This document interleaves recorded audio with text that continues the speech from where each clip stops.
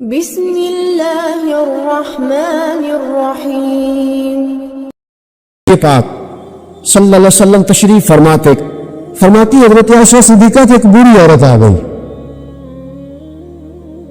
اس عورت نے جب آ کر کے دروازے پہ دستک دی اور جب وہ بولی نا، اس میں گفتگو کی، اس کے جملے محبوب کے سماعت اقدس سے ٹکرائے، کہتے اللہ کے محبوب جلدی سے اٹھ کے بیٹھ گئے۔ حضور نے اس بوڑھی کا استقبال کیا اور حضور نے اسے بٹھایا۔ فرماتی ہر آنے والے مہمان کو حضور بڑی عزت دیتے تھے، بڑا نوازتے تھے، ہر آنے والے مہمان پہ بڑا کرم فرمایا کرتے تھے، لیکن اس خاتون کو زیادہ اعزاز دیا۔ اللہ کے محبوب علیہ السلام نے اس کے لیے کھانا منگوایا، کھجوریں دی، شہد کے ساتھ تواضع فرمائی۔ فرماتے وہ بی بی باتیں کرتی تو میں دلچسپی دیکھ۔ کچھ مہمان ایسے ہوتے ہیں نا جو ہیں تو بندہ کہتا اللہ کرے آپ چلے جائیں نا کسی طریقے سے، اور کچھ ایسے ہوتے ہیں جن کو بندہ کہتا ہے اتنی بھی جلدی کیا ہے، ذرا ٹھہر جائیے، ذرا رک جائیے۔ دل کرتا ہے کہ وہ ذرا بیٹھے، ان سے کچھ اور بات ہو، کچھ بات اور آگے بڑھے۔ کس میں ہوتی ہے مہمان؟ محبوب پاک صلی اللہ علیہ وسلم نے بہت ہی زیادہ اہمیت دی۔ حضور محبوب کریم علیہ السلام جب وہ باتیں کرتی تو حضور دلچسپی سے سنتے، ان کے سوالات کے جواب بڑی گہرائی اور گہرائی سے دیتے۔ حضرت عائشہ صدیقہ فرماتی ہے دیر کے بعد وہ بوڑھی اٹھی، کہا حضور اب میں چلتی ہوں۔ نبی پاک نے تحائف تیار کیے، ایک صحابی کو کہا ان کے ساتھ جاؤ اور تحفے انہیں دے دو۔ کہتے ہیں جب وہ بوڑھی چلی گئی تو میرے دل میں خیال آیا حضور اب مسجد جائیں گے، جب رات کو واپس آئیں گے نا پھر میں محبوب سے پوچھوں گی یہ خاتون کون ہے۔ لیکن حضرت عائشہ کہتے ہیں حضور تو گئے نہیں، لیٹ گئے، اور بڑی خوشگوار کیفیت میں نے دیکھی، حضور کی مقدس آنکھیں کھلی اور محبوب کے چہرے پر عجیب سی رہنائیاں۔ جناب عائشہ صدیقہ کہتی ہے میں آگے بڑھی اور میں نے قدموں پہ ہاتھ رکھ کے رسول اللہ صلی اللہ علیہ وسلم مہمان تو روز آتے، حضور یہ کاشانہ نور ہے، یہاں روشنی لینے والے تو روز آتے، یہ کون سی بوڑھی تھی کہ آئی ہے تو آپ نے اتنا استقبال کیا ہے، اس انداز میں وقت دیا ہے۔ یا رسول اللہ صلی اللہ علیہ وسلم پھر میں آپ کی کیفیات دیکھ کون تھی؟ کہتے حضور اٹھ کے بیٹھے اور میں نے حضور کی آنکھوں میں آنسو چمکتے دیکھے۔ محبوب فرمانے لگے عائشہ یہ میری پہلی زوجہ سیدہ خدیجہ الکبریٰ کی سہیلی تھی۔ یہ خدیجہ کی سہیلی تھی؟ فرمایا جب ہم مکے میں رہتے تھے تو یہ خدیجہ سے ملنے آتی تھی، خدیجہ انہیں وقت دیتی تھی، ان کا استقبال کرتی تھی، یہ کمزور ہوتی تھی تو خدیجہ تحفے دیتی تھی۔ فرمایا آج جب یہ دوبارہ آئی ہے تو پچھلی ساری یادیں میرے ذہن میں تازہ ہو گئی ہیں، وہ سارے خیالات تصورات پھر سے اجاگر ہو گئے، اور فرمایا میں نے وہ ساری نسبتوں کو، ان ساری باتوں کو نبھانے کی کوشش کی جو خدیجہ کا اس کے ساتھ رشتہ تھا، اور پھر بات اس جملے پر ختم کی۔ فرمایا حسن العہد من الایمان، فرمایا تعلق کو اچھے طریقے سے نبھانا یہ بھی ایمان کا حصہ ہے، تعلقات کو، عہد کو، پیمان کو اچھے طریقے سے نبھانا یہ بھی ایمان کا حصہ ہے۔ تو دیکھیے ہمارے جو رشتے ہیں، ہمارے جو تعلقات، کوئی شخص یہ تقاضا نہ کرے، کوئی تقاضا نہ کرے، کوئی خامن یہ تقاضا نہ کرے اب تو میرے گھر میں رہتی ہے تو اس پہ پابندی ہے، تو میکے نہیں جا سکتی، تو کسی سے ملاقات نہیں کر سکتی، تو کچھ نہیں کر سکتی۔ تو کیسے پابند کر سکتا ہے جب تو اپنے حق میں اس قدر زیادہ تو اپنے حق کے اندر مضبوط ہے کہ ذرا وہ بات کرتی ہے تو کہتا نہیں میری اماں ہے، میرے ابا جی، اس میں شک بھی نہیں، عورت کو کرنا بھی نہیں چاہیے۔ اسی طرح کا رویہ ان کے ماں باپ کے حق میں بھی انسان کو رکھنا چاہیے۔ یہ بات درست ہے انسانوں میں کمیاں ہوتی ہیں، کئی جگہ وہ بھول جاتے ہیں، تو پھر انسان کو یہ بھی سوچنا چاہیے کہ میرے عزیزوں میں بھی کمیاں ہیں، میرے اندر بھی کمزوریاں ہیں۔ میرے ایک دوست نے ایک دفعہ ایک مضمون لکھا، ایک بات اس میں بڑی خوبصورت پڑھنے کو ملی، کہنے لگے کہ ایک میاں بیوی نے فیصلہ کر لیا، روز جھگڑا ہوتا تھا نا، روز جھگڑا ہوتا تھا، اور جھگڑا میاں بیوی کا اپنا کوئی بھی نہیں ہوتا، کسی تیسرے کی وجہ سے ہوتا ہے، جب بھی ہوتا ہے تو وہ روز جھگڑا ہوتا تھا، تو ہوتا تھا ماں باپ کی وجہ سے، تو جھگڑا اس بات پہ خطے میں علیحدہ رہتے تھے، اس بات پہ جھگڑا ختم ہوا کہ اب تیرے ماں باپ آئیں گے تو میں نے کوئی پروٹوکول نہیں دینا، اور میرے آئیں گے تو تو بھی نہ دینا، بے شک بیٹھے رہے۔ تو کہتے ہیں کہ پہلے بیٹے کے والدین آئے، دروازے پہ دستک دی تو ملازم نے کھولا، روٹی بھی ملازم ہی لایا، اور جب وہ رخصت ہونے لگے تو گاڑی تک چھوٹنے دی، وہ نوکر ہی گیا۔ کچھ ہی دن گزرے تھے تو بیٹی کا باپ ملنے آیا، وعدہ تھا کوئی پروٹوکول نہیں دے گا، ٹھیک ہے دونوں ہی نہیں دیں گے۔ لیکن دروازے کے باہر آواز گونجی ابا جی کی. بیٹی کے ہاتھ میں پلیٹ تھی، وہ ڈھب سے گری. تھا کی آواز آئی، دوڑی گئی، دروازہ کھولا، میرے ابا جی آ گئے. بٹھایا بھی، کھلایا بھی، چھوڑنے بھی گئی. پوچھا اس سے شوہر نے کہ تیرا میرا وعدہ تھا. کہنے لگی بات اس میں شک نہیں کہ وعدہ تو تھا، پر دل کی کیفیت کا کیا کروں. جب باہر آ کے والد بولے ہیں تو میں نے تو اپنے آنسوؤں کو بڑی مشکل سے روکا ہے. میں تو وہ خیرات بڑی مشکل سے سنبھال پائی ہوں، وہ تو بڑی مشکل سے آنسو روکے ہیں، تو وجود کو کیسے روکتی. نبی پاک صلی اللہ علیہ وسلم کی خدمت میں ایک عورت حاضر ہوئی. اس نے عرض کی یا رسول اللہ صلی اللہ علیہ وسلم مجھے بتائیے گا مرد کے کیا حقوق ہیں، اگر میں ادا کر سکتی ہوں تو شادی کروں. حضور ذرا بتلائیے گا. تو یہ حدیثیں ہم نے بیٹیوں کو رٹانی ہے، یہ حدیثیں ہم نے بہنوں کو یاد کرانی ہے. میرے نبی پاک علیہ الصلوۃ والسلام سے پوچھا، امام حاکم نے لکھا ہے کتاب البر کے اندر، اس کو ابن جوزی علیہ رحمہ نے نقل کیا ہے. یا رسول اللہ صلی اللہ علیہ وسلم مجھے بتائیے گا خاوند کے حقوق کیا ہے. اور خاتون عرض کرتی حضور اگر تو میں ادا کر سکتی ہوئی تو نکاح کروں گی، ورنہ نہیں کروں گی. اللہ کے رسول صلی اللہ تعالی علیہ وآلہ وسلم نے ارشاد فرمایا بھئی بات یہ ہے کہ اگر خاوند کے جسم سے پیپ نکلے، ریشہ نکلے اور خون نکلے، عورت اپنی زبان سے صاف بھی کرے تو پھر بھی خاوند کا حق ادا نہیں ہوتا. اور نبی پاک صلی اللہ علیہ وسلم نے وضاحت کر دی. کسی جگہ آپ کو نہیں ملے گا کہ اللہ کے محبوب نے فرمایا ہو کہ میں اگر سجدہ جائز ہوتا تو میں لوگوں سے کہتا مجھے کرو. یہ کہیں نہیں فرمایا. اللہ کے امام الانبیاء ہیں، محبوب اس حدیث میں فرمانے لگے سنو اگر خدا کے علاوہ کسی کو سجدہ جائز ہوتا تو میں عورت کو کہتا کہ اپنے خامد کو سجدہ کرے. میں کہتا عورت کہ وہ اپنے خامد کو سجدہ کرے. نبی پاک صلی اللہ علیہ وسلم نے وضاحت کر دی، فرمایا کہ اگر تو یہ والے حق تو ادا کر سکتی ہے تو نکاح کر. وہ خاتون بڑی سمجھدار تھی، فوراً بولو ٹھیک ہے. بولے کہ حضور میں نہیں حق ادا کر سکتی. میرے عزیز عورت کو ذمہ داری سونپی. پھر میرے نبی پاک صلی اللہ تعالی علیہ وسلم نے مرد کے لیے بھی ان حقوق کا تعین فرمایا. اور اللہ کے رسول صلی اللہ تعالی علیہ وسلم سے جب پوچھا گیا کہ یا رسول اللہ صلی اللہ علیہ وسلم عورت کے حقوق کیا ہیں، نبی پاک صلی اللہ تعالی علیہ وسلم سے پوچھا گیا کہ یا رسول اللہ صلی اللہ علیہ وسلم عورت کا حق کیا ہے، تو نبی پاک نے فرمایا جیسا خود کھاؤ ویسا اسے بھی کھلاؤ، جیسا خود پہنو ویسا اسے بھی پہناؤ. اور حضور علیہ الصلوۃ والسلام نے فرمایا کبھی بھی عورت کے چہرے پر نہ مارنا، کبھی بھی اس کے ساتھ بغض نہ رکھنا، اسے کبھی بھی تکلیف نہ دینے، اور اسے اگر چھوڑنا ہوا تو اپنے گھر کے اندر چھوڑنا. یعنی اگر کچھ لمحے کے لیے ناراض ہونا ہوا تو اپنی ہی چھت کے نیچے نکالنا نہ، بھیجنا نہ.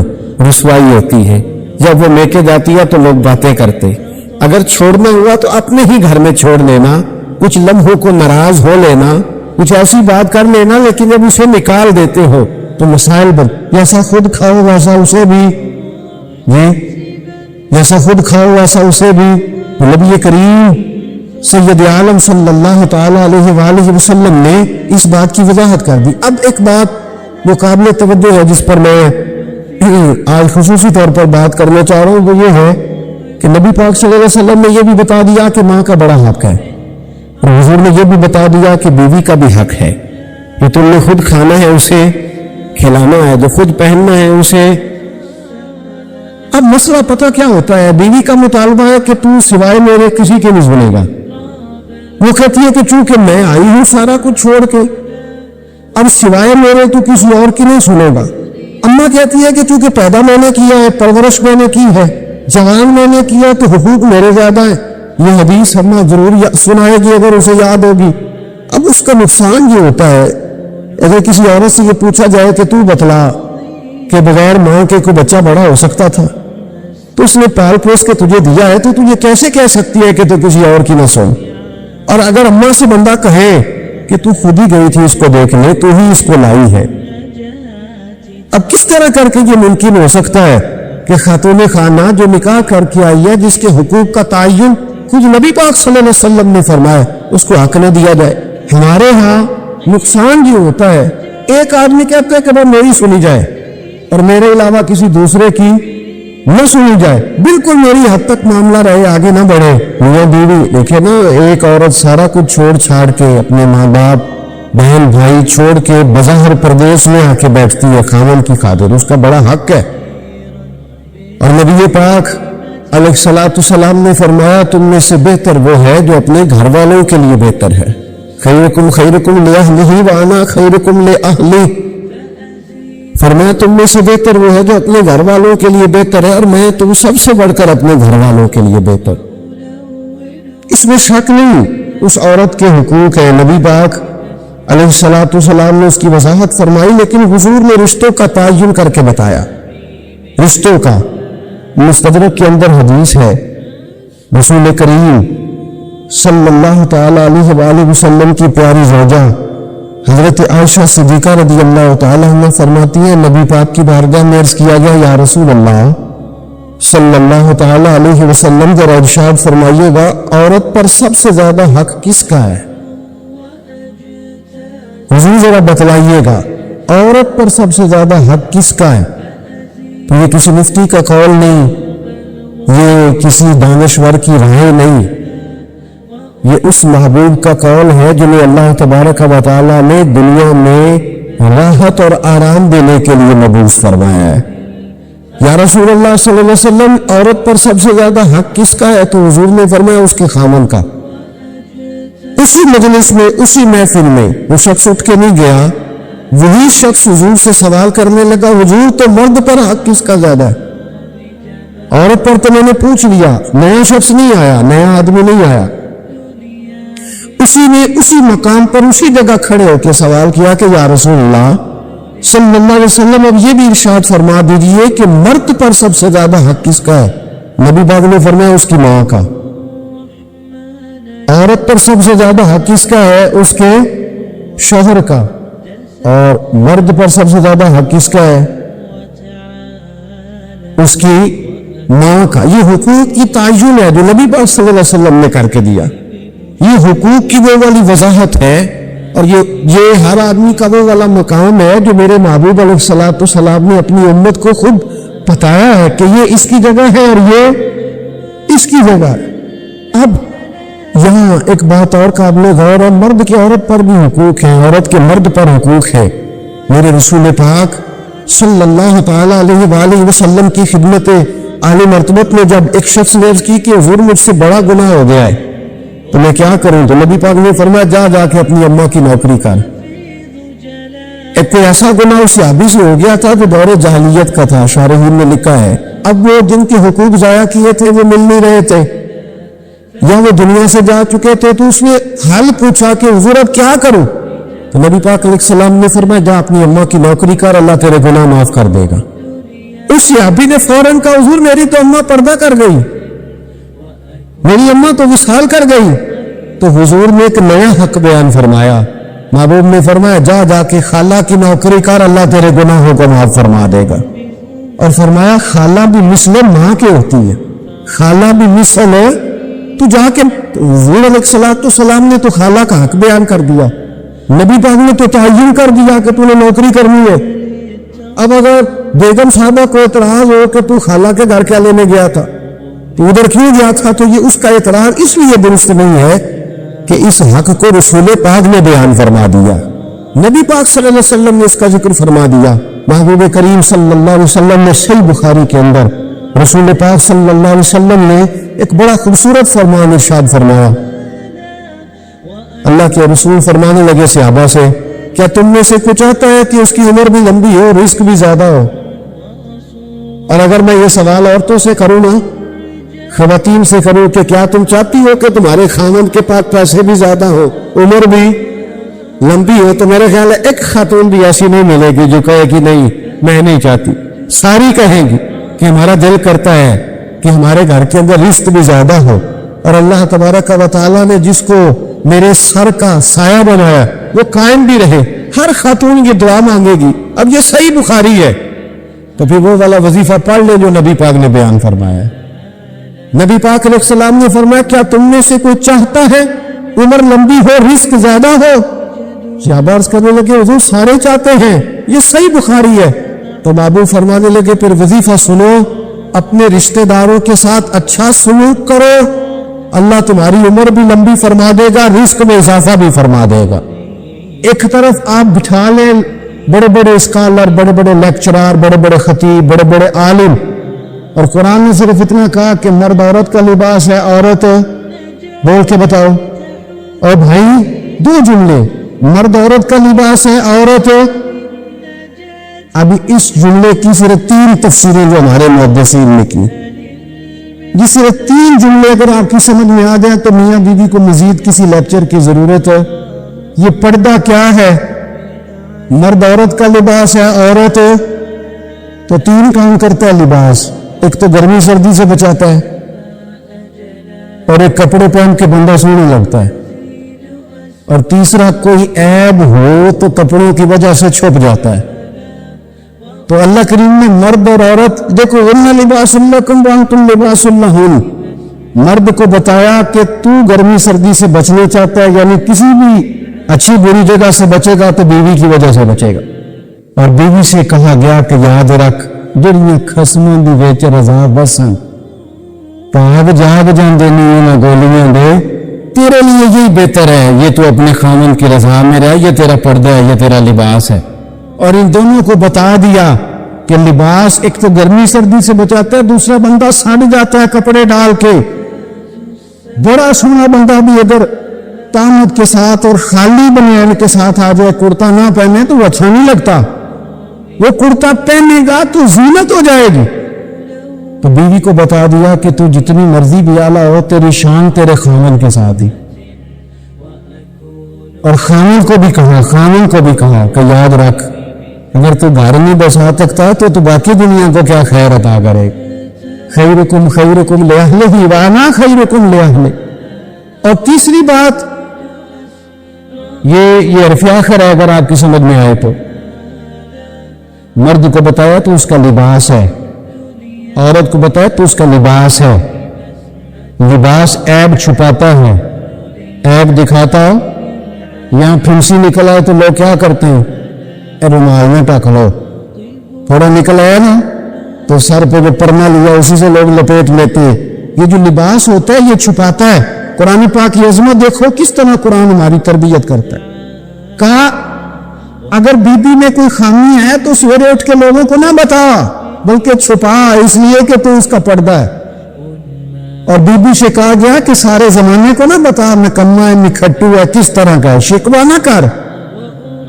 نہ کر، بلکہ اپنے خامد کی عزت کر، تجھے اسے اللہ نے تیرے لیے تجھے اس کے لیے لباس بنایا ہے۔ تو میں کتنی کو مثالیں آپ کو قرآن پاک سے دوں کہ ایک جملے کے اندر قرآن پاک نے تدبیریں کر دی۔ طلاق کب ہوتی ہے؟ جب بڑے سخت اختلافات ہوں، کوئی گزارا نہ بچے، حد ہو جائے تو طلاق ہوتی ہے نہیں، لیکن قرآن پاک نے پتہ کیا کہا، اگر تم نے بیوی کو طلاق دینی ہے تو 2 جملے جو قرآن کا اخلاق دیا ہوا، قرآن پاک کا۔ آپ میری طرح کے سادے لوگ ہیں، میں آپ کو کچھ زیادہ مثالیں نہیں دے سکتا۔ دیکھو قرآن پاک نے کہا اخلاق سکھائے، طلاق ہو گئی، بیوی کو چھوڑنے لگے، فارغ کرنے لگے، خوشی کے ساتھ تو کوئی نہیں طلاق دیتا۔ یہ ہمارے لوگ آ کے کہتے ہیں جی میں غصے میں تھا تو میں نے طلاق دے دی، تو وہی طلاق ہوں گی غصے سے۔ کدو کو بندہ کہتا ہے ابھی تو بڑی خدمت گزاریں گا تینوں طلاق ہی۔ اور اب تو بندے ہمیں مسئلہ پوچھتے نہیں بلکہ مسئلہ مولوی صاحب کو سمجھانے آتے ہیں۔ میرے پاس کچھ لوگ آگے آگے کہنے لگے جی وہ طلاق دے دیا بندے نے، 3 طلاقیں تو بڑا مسئلہ بن گیا، تو بتائیں۔ میں نے کہا طلاق تو ہو گئی ہے، وہ تو پاگل ہے بندہ، بیوقوف ہے، اسے تو پتہ ہی نہیں چلتا، وہ تو 500 تک گنتی بھی گن سکتا، اس کو تو میرا خیال ہے نہیں پتا لاہور کو گاڑی کیسے جاتی ہے، تو اس کی طلاق بھی ہو گئی۔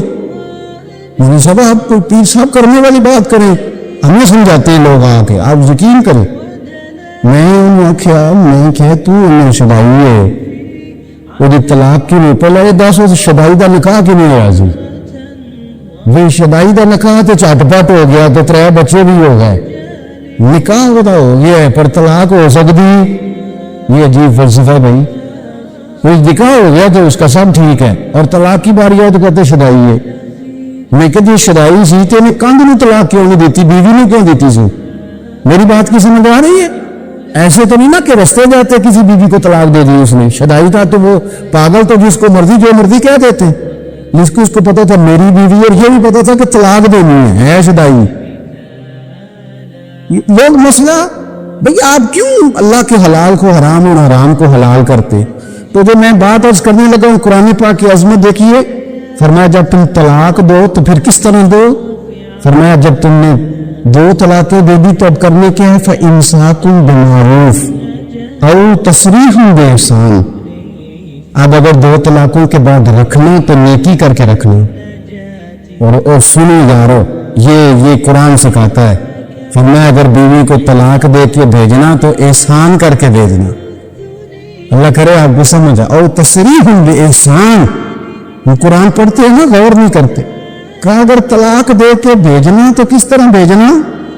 احسان کر کے، یعنی ایسا نہ ہو کہ تم اس کا جہیز بھی رکھ لو، بلکہ اسے کچھ دے کے بھیجنا۔ امام حسن اپنی ایک بیوی سے ناراض ہو گئے، یہ بھی شان اہل بیت ہے، اسے بھی کبھی کبھی سنا کریں۔ امام حسن اپنی اہلیہ سے کوئی ناراضگی ہوگی تو امام حسن کی ناراضگی بڑھ گئی، ارادہ ہو گیا طلاق دینے کا۔ تو امام حسین نے پوچھا کہ بھائی جان سنو، بھابھی سے ناراض ہیں، طلاق دینے لگے؟ تو آپ فرمانے لگے حسین تو نے قرآن تو پڑھا ہوگا؟ کہا بھائی جان پڑھا ہے۔ فرمایا اللہ کہتا ہے ہن لباس لکم وانتم لباس لہن، مرد عورت کا لباس ہے، عورت مرد کا لباس۔ فرمایا میری بیوی میں کوئی خامی ہوگی بھی تو میں چھپاؤں گا کہ تجھے بتاؤں گا؟ میں نہیں بتاتا، ہے صحیح لڑائی پر میں تجھے بتاتا کہ جی تو ایسی لڑنے ہیں تو سارا پہل سن رہا ہے۔ آج میں نہ جو لڑائی ہوئی ہے، اور میاں صاحب کی سن لو تو وہ سچے، اور بیوی کی سن لو تو وہ تو زیادہ سچی ہوتی ہے نا، کیونکہ نظر ہونا بھی نہیں جانا ہو تو تھوڑی جی ود سچی، پھر نظام کیسے چلے گا؟ حضرت امام حسن فرمانے لگے بھائی میری بیوی ہے، کوئی غلطی کرے گی بھی تو بیچاری کی عقل تھوڑی ہے، میں چھپاؤں گا تمہیں بتاؤں گا۔ کچھ دنوں کے بعد امام حسن، اچھا امام حسین نے جب یہ سنا نا کہ میرا بھائی کہہ رہا ہے کہ قرآن نے یہ کہا، تو امام حسین نے اٹھ کے بھائی کا ہاتھ چوما کہنے لگے بھائی آیت میں نے پہلے بھی پڑھی تھی پر تفسیر آج سمجھ میں آئی ہے، آج سمجھ آئے اس کی تفسیر کیا ہے۔ کچھ دنوں کے بعد امام حسن نے طلاق دے دی، تو امام حسین کہنے لگے بھائی جان اب تو طلاق دے دیا، بھی بتا دیں کیا جھگڑا تھا؟ تو فرمانے لگے حسین چھوڑ، وہ غیر محرم بیوی ہو گئی ہے، ہم کسی غیر کی باتیں کیوں کریں، ہم کسی۔ تو امام حسین نے پھر اٹھ کے بھائی کے ہاتھ چومے کہنے لگے مزہ آ گیا ہے، میں کتنا خوش بخت ہوں جسے اللہ نے حسن جیسا بھائی عطا فرمایا ہے۔ تو بھائی قرآن پاک اخلاق سکھاتا ہے، آداب سکھاتا ہے، جینے کا سلیقہ سکھاتا ہے، قرآن پاک آداب زندگی سکھاتا ہے، قرآن پاک ہماری چھوٹی چھوٹی چیزوں میں بھی ہماری رہنمائی کرتا ہے، اور قرآن پاک ملکی لیول کے ہمیں حالات بتاتا ہے، کافروں سے کس طرح پیش ہونے بتاتا ہے، تجارت کس طرح کرنی ہے بتاتا ہے، ہر چیز کا قرآن بیان کرتا ہے۔ یہ ہمارے نا شاید ڈویژن گزرنے والا کا کوئی واقعہ ہے، کوئی ایک شخص انتقال کر گیا تھا، اس کی قبر سے خوشبو آنے لگ گئی، تو ایک کام کسی پیر کی قبر نہ ہوں تو بالا میں چاندی ہو جانی سی پچھو، وہ تو انہیں کہنا سی بھی یہ ابا میں نے دس کے گیا سی تو میں نے کلے نہیں دسیا جا سی، باقی تین برائیاں نہیں اس گل کی تھی، چھوٹے کہنا سی یہ تو ادو آئی نہیں سی، یہ تو میں کی تھی انہوں نے گل۔ انتقال کے بعد سب کو علیحدہ علیحدہ خوابیں آنے لگ جاتی ہیں اور سب علیحدہ علیحدہ سٹوریاں سناتے۔ عام آدمی تا سادہ آڑت کی دکان کرتا تھا، آڑت کی دکان تو سمجھ میں آ گئی نا آپ کو، تو سادی سی دکان کرتا تھا، بندہ فوت ہو گیا، قبر سے خوشبو آنے لگ گئی، شور بن گیا، لوگ بڑے سارے قبر کی مٹی سنتے، خوشبو آتی، اس کے گھر چلے گئے، جا کے اس سے کہا کہ اس کی بیوی سے کہ کیا کرتا تھا؟ اس نے کہا کچھ بھی نہیں، نمازی تھا، حاجی تھا، داڑھی رکھی ہوئی تھی، لیکن ایک اس کا کام تھا، بندہ ان پڑھ تھا پر قرآن پاک سے پیار بڑا کرتا تھا۔ کس شے سے؟ اللہ کرے آپ کو بھی پیار ہو جائے، مجھے بھی ہو جائے، قرآن پاک سے پیار کرتا تھا، ان پڑھ بندہ تھا پر سویرے اٹھ کے نا وضو کر کے نماز پڑھ کے قرآن کھول لیتا اور ایک ایک سطر پہ انگلی پھیرتا تھا اور کہتا تھا اللہ تو جو آکھے سچ ہی آکھے، اللہ تو جو بھی فرمانا ہے سچ ہی فرمانا ہے. سونے ربا تو جو کیا میرے لیے ٹھیک ہی کیا ہے. وہ اس مزے سے قرآن پڑھتا، جب مر گیا تو رب کریم نے اس کی قبر میں بھی خوشبو پیدا کر دی. ایک صاحب نے مجھ سے کہا کہ پیر صاحب جس کام میں ہاتھ ڈالتا ہوں نا وہ میرا خراب ہو جاتا ہے، تو رزق کی بڑی تنگی ہے، تو کوئی تویز. میں نے اسے کہا یار جو تویز میں دوں گا پتہ نہیں اثر کرے نہ کرے، وہ والا تویز نہ دوں جو مدینے والے رسول نے دیا ہے. نبی پاک نے جو تویز دی ہے، حضور صلی اللہ علیہ وسلم فرمانے لگے، تویز دینے لگے. حضور فرمانے لگے تو رات کو سورۃ واقعہ پڑھ، تجھے کبھی فاقہ نہیں آئے گا. سورۃ واقعہ پڑھا کر، کبھی فاقہ پڑھنی چاہیے نہیں، پڑھیں گے انشاءاللہ. حضرت عبداللہ بن مسعود رضی اللہ تعالیٰ عنہ کو حضرت عثمان غنی نے کہا امیر المومنین نے کہ میں آپ کی بیٹیوں کا وظیفہ لگا دیتا ہوں. تو آپ فرمانے لگے عثمان میری بیٹیوں کو کسی خزانے کی ضرورت نہیں،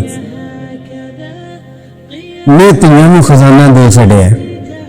حضرت سیدنا عثمان غنی کہنے لگے مجھے بھی تو بتاؤ کیا خزانہ ہے.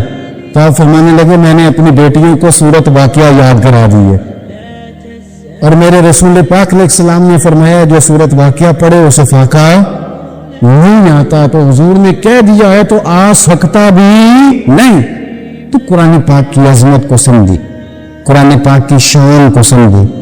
مزہ تو تب چلے گا نا قیامت والے دن کہ جب اللہ حافظ قرآن کے بعد کے سر پہ دستار رکھے گا اور حافظ قرآن سے کہے گا جا 10 بندے اپنے خاندان کے جنت میں لے جا.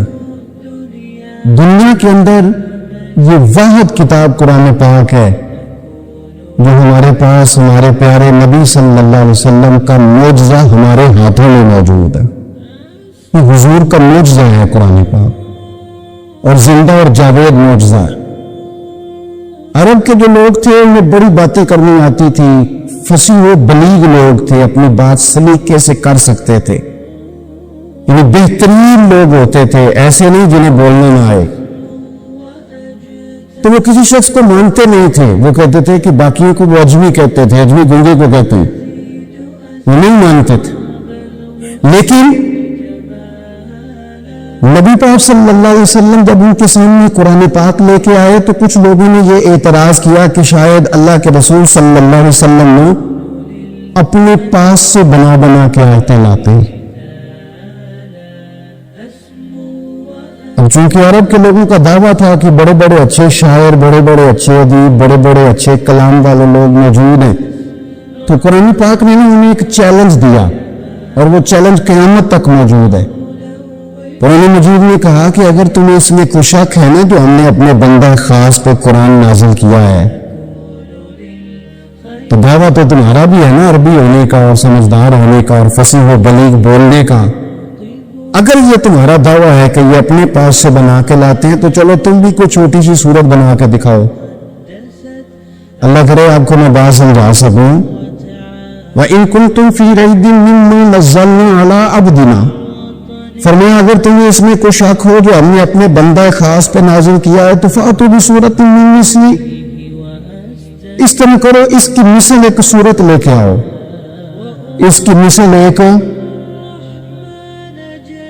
شاعر شاعری کرتے ہیں نا، تو جو جواب میں لوگ شاعر ہوتے ہیں وہ اس سے بڑی شاعری کر کے دکھا دیتے. کوئی شعر بندہ شعر کہتا ہے تو جواب میں لوگ اس سے بڑی، اس سے زیادہ اہم. اب میں آپ کے ذوق کو نہیں سمجھتا کیا ہے، ورنہ ایک مصرع دیا جاتا ہے جو تھوڑے سی شاعری سے دلچسپی رکھنے والے لوگ ہوتے ہیں ان کو مصرع دیا جاتا ہے، تو وہ ایک مصرع پہ ہی کئی کچھ کہہ جاتے ہیں. اور جو فصیح و بلیغ لوگ ہوتے ہیں وہ ایک سے بڑھ کر ایک بات کر سکتے. اہل عرب کو چیلنج دیا اللہ تعالیٰ نے، فرمایا اگر تم سمجھتے ہو کہ قرآن میرے محبوب نے خود بنایا ہے تو تم بھی تو عربی ہو نا، زیادہ نہیں، پورا قرآن نہیں اور کوئی بڑی صورت نہیں، ایک صورت. سبحان اللہ و بحمدہ